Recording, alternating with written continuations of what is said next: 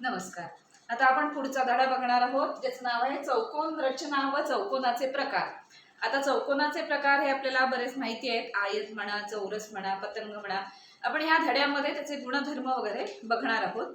शिवाय चौकोन रचना म्हणजे जर चौकोन रचना करायची झाली, काही बाजू दिलेल्या असतील किंवा काही कोन दिलेले असतील आणि तेवढ्याच गोष्टीवरून जर आपल्याला चौकोन काढायचा असेल तर तो कसा काढायचा हे आता आपण बघणार आहोत.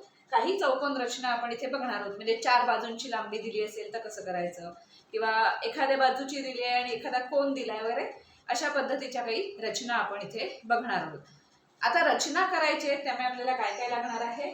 एकतर पट्टी लागणार आहे, त्याच्यानंतर कंपास लागणार आहे. मी इथे फळ्यावर कंपास अगदी छोटा पडतो म्हणून आपण फळ्यासाठी म्हणून कंपास सारखीच एक दोरी तयार केली, ती घेणार आहे. त्याच्यानंतर काही वेळेला आपल्याला कोनमापक लागणार आहे, तर ते कोनमापक घ्यायचं. तर एवढ्याच गोष्टी घेऊन किंवा वापरून आपण चौकोनाच्या रचना करायच्या असतात. तर पहिला प्रकार आपण बघणार आहोत की काय दिलेलं असताना चौकोन काढायचा. कारण काही गोष्टी फक्त दिलेल्या असतात, त्याच्यावरून आपल्याला ह्या गोष्टी वापरून चौकोन काढायचा.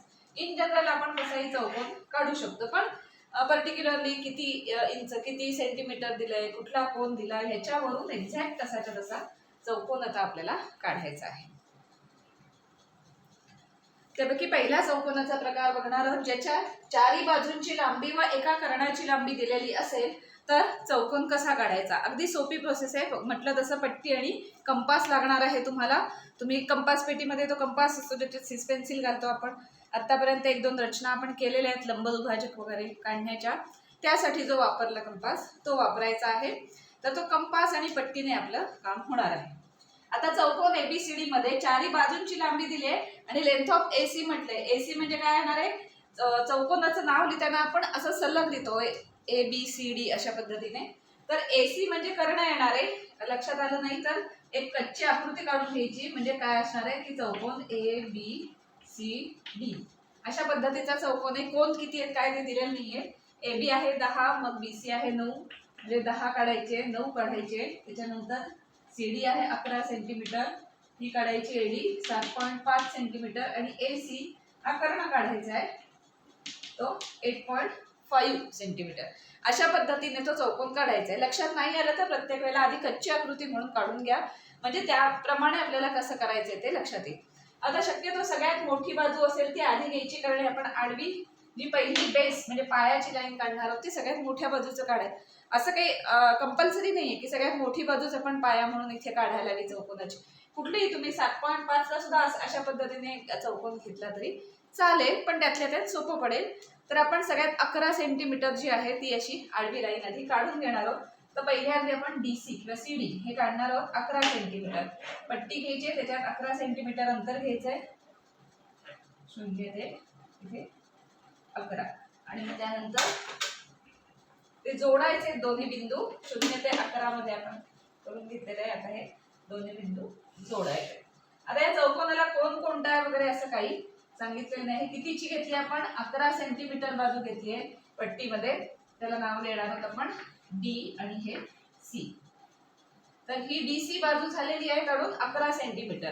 त्याच्यानंतर आपल्याला आता हा AC कर्ण आणि AD असं एकाच वेळेला काढता येईल. पण जर पट्टीने काढायला गेलं नुसतं पट्टीने तर प्रॉब्लेम काय येणार आहे बघा. समजा मी DC हा इथे काहीतरी काढला, AD हा काहीतरी काढला, तर AC हा दिलेल्या त्याच लांबीचा येईल याची काही गॅरंटी नाही. म्हणजे दोन्हीही दिलेल्याच लांबीचे यायला हवेत, म्हणून पट्टीने आता काढून चालायचं नाही. म्हणजे बिंदू नंतर जोडू पट्टीने, पण आधी बिंदू काढायला आपल्याला कंपासचा आधार घ्यावा लागेल. त्यामुळे एक बाजू काढून झाली की काय करणार आहोत आपण, कुठली तरी ही किंवा ही कुठली तरी एक बाजू घ्यायची आणि कर्ण घ्यायचा. हे आपण 2 काढणार आहोत. आता त्याचं काय अंतर आहे ते बघा. समजा AD ही बाजू घ्यायची, A हा बिंदू आपल्याला स्थापित करायचा आहे.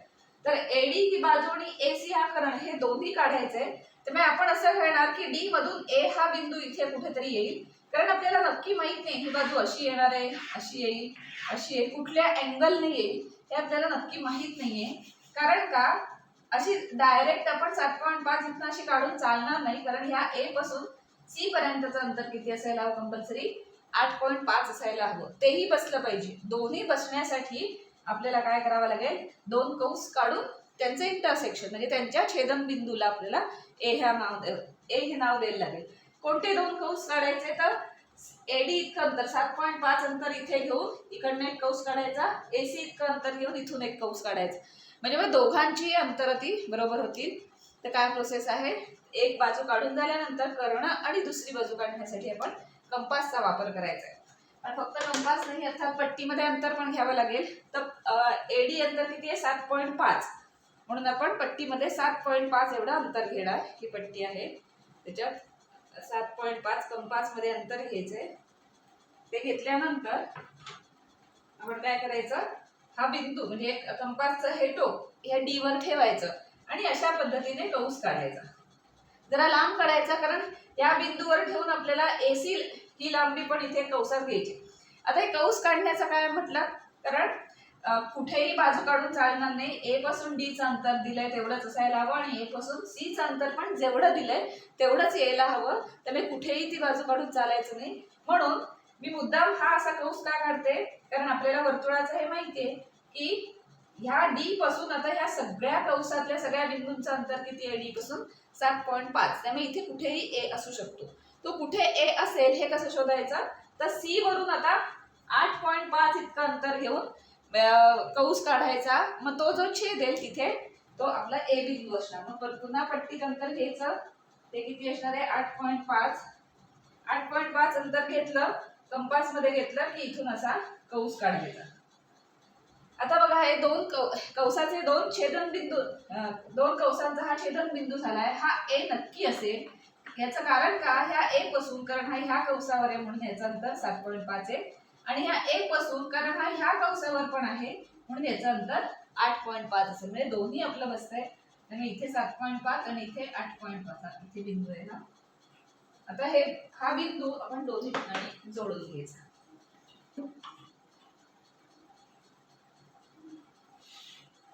हे झालं 7.5 आणि हे झालं 8.5.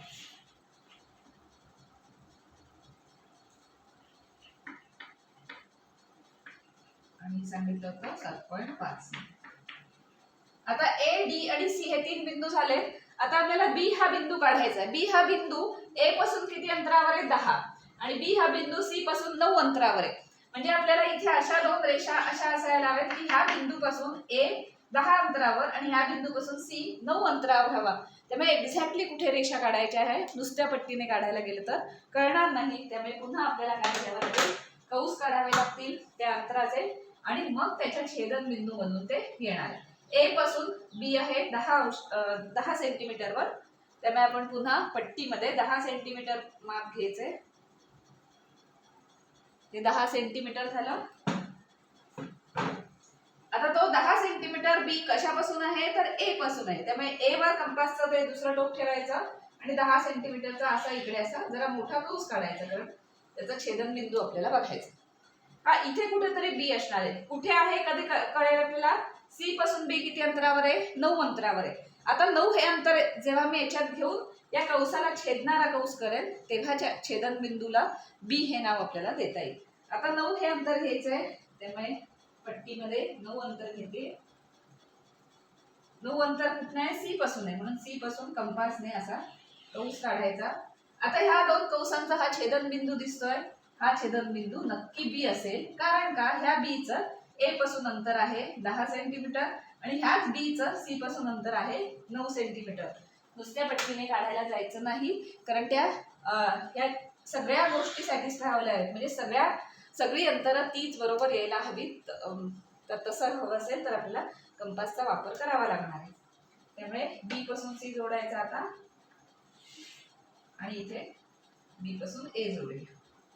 आता हा जो आपण चौकोन काढलेला आहे एबीसीडी हा परफेक्ट जी मापं दिलेली आहेत त्याच मापांचा असणार आहे.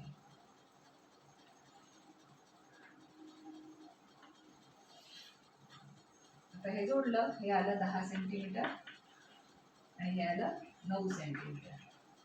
तर अशा पद्धतीने एबीसीडी हा काढून झालाय आणि ह्याच जी कच्च्या कृतीत ज्या मापांचा होता त्या परफेक्ट मापांचा तो आलाय. त्यामुळे सगळ्या बाजू पट्टीने काढायच्या नाहीत, कारण म्हटलं तसं की एक बिंदू पासून जर दोन वेगवेगळी अंतर असतील तर पट्टीने शक्य नाही की कुठे काढायचं ते, त्यामुळे कंपासचा वापर करायचा. त्यामुळे 4 बाजू व 1 कर्ण असं दिलं असेल आणि चौकोनाची रचना करायची झाली अशा पद्धतीने, तर काय करायचं, त्यातली सगळ्यात जी मोठी बाजू आहे चौकोनाची ती घ्यायची, पट्टीने काढून मार्क करून ती काढून घ्यायची आधी. ती काढल्यानंतर कर्ण आणि कुठली तरी एक बाजू, या दोन बाजू ज्या ह्या दोन बिंदूतून निघतात, ह्या दोन बाजू कंपासने कौस काढून त्या काढून घ्यायच्या.